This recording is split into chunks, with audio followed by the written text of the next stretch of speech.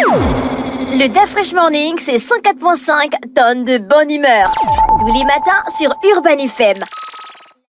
Sur les 104.5 Urban FM, la station urbaine, on reçoit Carl Smith Mundunga. Bonjour Carl Smith. Bonjour DAF Fresh. Comment tu vas ce matin? Je vais très bien, Il y merci. a la forme. Avec toi, on parle de procédure pour les étudiants. Tu es conseiller à Campus France. Exactement. Procédure pour les étudiants en France. Mm-hmm. En France, comment? Procédure pour les études en France. Bon, pour les études pour en les France. études en France. Pour Ouais. aller. Pour aller étudier. Quand ils sont déjà là-bas, vous les suivez encore? Il y a des mécanismes qui sont mis en place, notamment pour les boursiers, via l'ANBG qui a un partenariat avec Campus France Paris, qui permet de suivre les étudiants gabonais qui sont en France. D'accord, ok. Maintenant, pour ceux qui vont à titre personnel, donc avec les moyens de leurs parents, ils sont pris en charge et suivis par leurs parents. D'accord. On dit qu'en Campus France, ceux qui ont la bourse, ils sont plus favorisés que ceux qui vont avec les moyens personnels. Pas exactement, c'est-à-dire que c'est un peu comme partout, hein. Si un projet d'études, à mon sens, c'est quelque chose qu'on prépare, parce que quand on met un enfant au monde et qu'on veut son bien-être, on met des mécanismes en place, des moyens. Oui. Donc généralement on constitue une épargne pour pouvoir permettre à son enfant, une fois qu'il a un certain âge, d'aller poursuivre ses études dans un endroit où on aura estimé qu'il y a un meilleur suivi en termes de qualité de scolarité. Donc c'est dans ce sens-là que si vous avez un enfant, vous avez constitué une épargne, vous pouvez vous permettre d'envoyer votre enfant étudier un peu partout. Voilà. Et lorsque vous envoyez par exemple un étudiant en France et qu'il veut changer d'établissement, est-ce que ça vous concerne encore? Lorsqu'on envoie un enfant en France pour étudier, je parlais tout à l'heure de projet d'études. D'accord. Si vous envoyez votre enfant à l'université et que sa formation a été identifiée au départ, par exemple quelqu'un qui veut faire des études de droit, généralement pour faire des études de droit, ça se fait à la fac. Si vous voulez devenir avocat, il y a une procédure bien précise. Donc ça arrive qu'il y ait des gens qui arrivent en France et qui changent parce qu'ils se sont rendus compte que la filière ou la formation pour laquelle on avait postulé ne nous sied pas vraiment. Et donc, voilà, une fois qu'on est sur place, s'ils ont la possibilité de changer, de trouver quelque chose qui correspond à ce qu'ils veulent faire, ils peuvent le faire aussi. D'accord, la procédure pour les études en France 2023, c'est ça, 2023-2024? Exactement. Alors, comme généralement chaque année à pareille période, donc en période de rentrée scolaire, nous venons ici communiquer les informations relatives aux études en France. Pourquoi? Parce que aucune personne ne peut aller étudier en France, je dis bien étudier en France, sans l'aval de Campus France. C'est obligatoire. C'est une convention qui existe entre le Gabon et la France. Donc si vous voulez solliciter un visa long séjour pour vos études, vous êtes tenu de passer par Campus France. C'est obligatoire. Que ce soit pour un BTS, une licence, un master ou un doctorat, ou bien ceux qui sont en reprise d'études, par exemple, vous êtes déjà professionnel et vous voulez aller faire, par exemple, une remise, rehausser, améliorer vos compétences, vous pouvez toujours aller étudier. Vous passez par la France, c'est obligatoire. Donc, à cet effet, il y a des mécanismes qui sont mis en place entre la France et le Gabon pour pouvoir permettre à ces étudiants-là de bénéficier du meilleur accompagnement possible. Et c'est dans cette optique que nous venons régulièrement donner des informations par rapport à cela.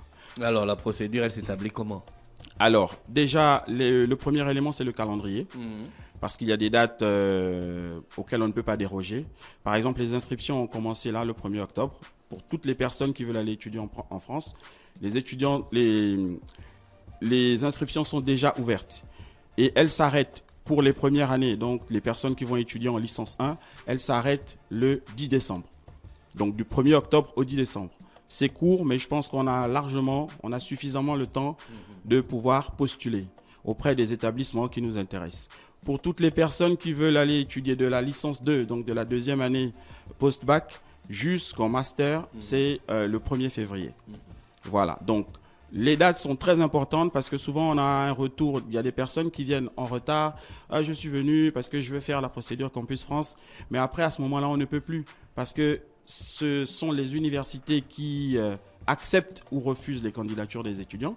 Et donc à ce moment-là, il faut que les candidatures arrivent aux dates indiquées.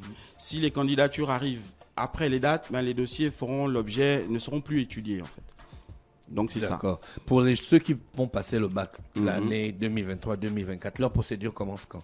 Elle a commencé le 1er octobre. Le 1er octobre. Hein. Oui, elle a D'accord. commencé. On a les détails pour la constitution du dossier. Oui, la constitution du dossier, c'est, pour ceux qui le savent déjà, pour ceux qui vont postuler en première année, donc on va dire ceux qui sont en terminale là tout de suite, il faut leur bulletin de seconde, leur bulletin de première et un justificatif d'inscription pour la classe de terminale. Donc les parents qui ont les enfants et qui ont un projet d'études en France, si les enfants sont déjà en seconde l'année, il faut commencer à cacher les bulletins, les mettre au frais.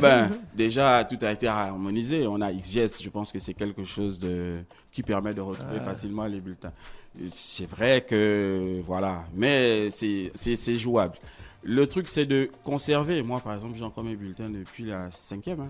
Moi, je te dis que Jusqu'aujourd'hui, depuis XGS, là, il y a les gens qui te disent encore, il faut amener le bulletin de l'enfant. Mais l'enfant apprend dans ton école depuis 2 ans. Tu me demandes d'amener le généralement, bulletin. généralement, Il n'y a pas on les remet... archives sûrement. Non, mais on remet des identifiants aux élèves. C'est-à-dire que chaque élève a ses identifiants. Il peut aller sur la plateforme XGest et télécharger ses bulletins. Voilà. Chaque élève a la possibilité d'aller sur l'application et télécharger ses bulletins. Sauf qu'il y en a qui perdent les codes d'accès et à ce moment-là, ils peuvent se rapprocher de l'établissement pour délivrer les bulletins.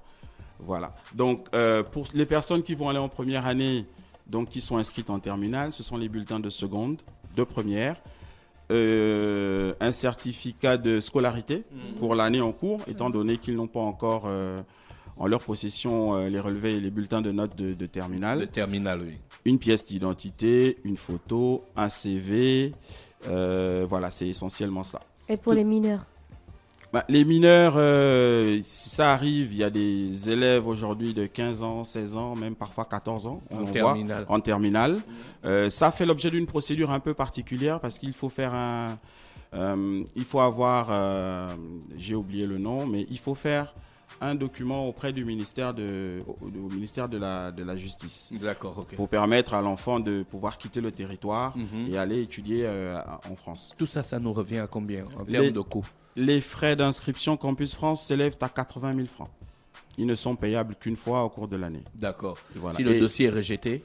On ne rejette pas le dossier. C'est-à-dire que à partir du moment où on vous a envoyé la demande de paiement, ça veut dire que votre dossier a été validé par Campus France. Ah, d'accord, ok. Les dossiers font l'état d'un traitement en amont. C'est-à-dire que quand un élève ou un étudiant soumet son dossier à Campus France se réserve le droit de vérifier le dossier. S'il manque des éléments, on envoie une correspondance à l'étudiant pour lui dire il manque tel document, veuillez l'insérer. Si le dossier est correct et qu'il n'y a aucun problème, on valide le dossier, on envoie la demande de paiement et là, à ce moment-là, il est programmé pour venir passer un entretien pour vérifier ces documents parce que il ne faut pas oublier que il y a toujours des gens qui font des falsifications documentaires. Donc, c'est pourquoi, lors de l'entretien, ils viennent avec les originaux de tous leurs documents. Et les conseillers Campus France vérifient. Si tout est OK, on finit l'entretien et ensuite, on transmet le dossier aux universités qu'ils auront choisies. Et là, maintenant, ce sont les universités, quand les commissions siègent, qui choisissent si elles sont intéressées par un profil, elles acceptent. Et si elles ne sont pas intéressées, elles envoient un message en notifiant à l'étudiant le motif du refus. Voilà, il y a un auditeur qui dit que Campus France ne conseille pas bien les parents. Ils imposent les écoles supérieures, chose qui n'est pas normale, au lieu de nous orienter. D'accord. On a depuis quelques années remarqué qu'au Gabon, il y a un véritable problème d'orientation. C'est pourquoi pour cette année, on a décidé, pour le mois de septembre qui vient de s'écouler, on a décidé d'appeler cette campagne le mois de l'orientation, donc l'année de l'orientation si vous voulez. On a mis en place des ateliers qui ont lieu tous les vendredis à l'Institut français, à la salle 100, des ateliers sur la constitution du dossier Campus France. C'est-à-dire que vous venez, il y a un conseiller qui est là, qui vous montre comment créer votre dossier, étape par étape. Ensuite, c'est ouvert, la session est ouverte, vous pouvez poser des questions et c'est ouvert aux parents comme aux élèves. Ensuite, on a aussi mis en place un moyen de pouvoir recevoir les étudiants avant de finaliser leur procédure Campus France. Par exemple, aujourd'hui, vous allez créer votre compte. Vous allez prendre un rendez-vous pour l'orientation et vous serez accompagné par le conseiller d'orientation qui va suivre votre dossier et qui va vous orienter en fonction de vos résultats scolaires, parce que vous viendrez avec vos documents. En fonction des résultats que vous aurez obtenus dans telle ou telle matière, il va vérifier l'adéquation pour le choix de la formation que vous faites, savoir si c'est adapté à ce que vous voulez faire plus tard comme métier. Et là, il vous fait des propositions. Ensuite, on vous donne des orientations, on vous donne des adresses, des sites sur lesquels vous pouvez aller pour essayer d'avoir un peu plus d'informations par rapport à ce que vous voulez faire. Et on vous donne également des documents. Campus France n'impose aucun établissement aux étudiants. Parce que si c'était le cas, les étudiants eux-mêmes ne constitueraient pas leur dossier. L'étudiant est libre de constituer son dossier et de choisir les formations qu'il souhaite faire. D'accord ? C'est juste que maintenant, il y en a qui vont dans tous les sens. Il y en a qui ne sont pas objectifs. Et c'est là où nous, on revient. On intervient pour dire, bon, écoutez, je vais prendre l'exemple. Vous êtes par exemple en terminale A2. Vous ne faites ni SVT, ni sciences physiques. Les mathématiques, c'est 2 de coefficient. Vous ne pouvez pas aller faire la médecine, par exemple. Il faut être objectif. Il faut être honnête avec soi-même dans la vie. Celui qui a un bac D, ou bien qui passe un bac D ou un bac C, qui va aller faire la médecine, mais qui n'a jamais eu la moyenne en maths depuis la seconde, qui n'a jamais eu la moyenne en maths ou en SVT ou en sciences physiques depuis la seconde, il n'aura pas les mêmes chances que celui qui a de meilleures moyennes. En fait, il ne suffit pas d'être dans une filière pour faire forcément le métier qu'on souhaite faire. C'est ça le problème et c'est ce que les gens ne comprennent pas. Pour pallier à cela, nous sommes en train d'organiser une conférence, donc une session avec les parents, parce qu'il y a beaucoup de parents qui se plaignent. Donc on a contacté déjà l'association des parents d'élèves pour organiser une conférence avec eux et leur donner le maximum d'informations possibles. Parce qu'il y a des parents, il y a des élèves ou des étudiants qui ne font pas nécessairement le retour aux parents. Et une fois qu'un parent, on connaît le contexte social et économique au Gabon, une fois qu'un parent a déboursé 80 000, pour lui, l'inscription de l'enfant est acquis. Et il pense que c'est Campus France qui décide du sort de l'élève ou de l'étudiant. Alors que ce n'est pas le cas. Donc, Campus France, un étudiant peut refuser le visa alors qu'il a l'aval de Campus France? Oui, parce que l'obtention du visa long séjour pour les études ne dépend pas essentiellement de Campus France. Vous voulez aller étudier en France, c'est vrai. Votre enfant a de bonnes moyennes, c'est vrai. Il a suivi la procédure Campus France, c'est vrai. Il a obtenu une inscription, c'est vrai. Il doit maintenant aller faire sa demande de visa auprès de l'autorité consulaire, donc au consulat. Arrivé au consulat, le consulat a besoin d'avoir des garanties. Parce que l'université ou l'établissement vous attend, mais vous allez vivre où? Vous mangez quoi? Comment vous vous soignez en cas de maladie? Donc, il y a des mécanismes qu'il faut mettre en place, comme je disais tantôt, pour pouvoir prendre en charge son enfant quand il va en France. Parce que Campus France ne délivre pas de bourse. C'est ce qu'on dit tous les jours. Nous sommes juste là pour accompagner les élèves et les futurs étudiants. Donc, si vos parents veulent vous envoyer en France et qu'ils n'ont pas les moyens de payer le billet d'avion, de vous payer un logement, mais il y a d'autres, je vais être un peu dur, mais un projet, ça se prépare à l'avance. Il y a d'autres pays. Notre rôle n'est pas d'inciter tout le monde à aller en France. Non. Nous nous occupons des personnes qui souhaitent aller en France. Mais il y a des personnes, parallèlement à ça, qui veulent aller au Canada, qui vont aux États-Unis, qui vont même en Afrique, au Sénégal ou au Maroc. Mais partout où on envoie un étudiant, même ici au Gabon, vous envoyez votre enfant à l'école, il y a des élèves qui obtiennent le bac en province et qui sont admis ici à Libreville, par exemple à l'US ou à l'UOB. Mais les parents mettent en place des mécanismes. Bon, tu vas prendre une chambre pas loin de l'UOB et puis on va payer chaque fin du mois. Mais c'est la même chose pour la France. La France, à la différence des boursiers et des non-boursiers, c'est que les boursiers, ils sont pris en charge par l'État, par l'ANBG. Et ça, c'est un mécanisme qui est mis en place pour tous les Gabonais. À partir du moment où on répond à certains critères, notamment les moyennes de classe et les moyennes au baccalauréat. Et puis l'âge. L'ANBG fait le tour des établissements aussi pour communiquer par rapport à cela. Mais le critère de bourse, il n'est pas réservé uniquement, on va dire, à X ou à Y. Le critère bourse est réservé à tous les élèves et tous les étudiants gabonais qui remplissent les normes, qui répondent aux critères établis par l'ANBG. Est-ce qu'un étudiant a la possibilité de choisir l'établissement où il veut aller? C'est vrai que le choix on va dire quoi, la filière compte aussi, mais de l'établissement même. Oui, déjà Campus France, c'est tout ce qui concerne les universités publiques. Toutes les universités publiques sont accessibles via la plateforme Études en France. Toutes les universités publiques de France. Généralement, on choisit l'établissement pour les plus jeunes, donc les élèves de terminale.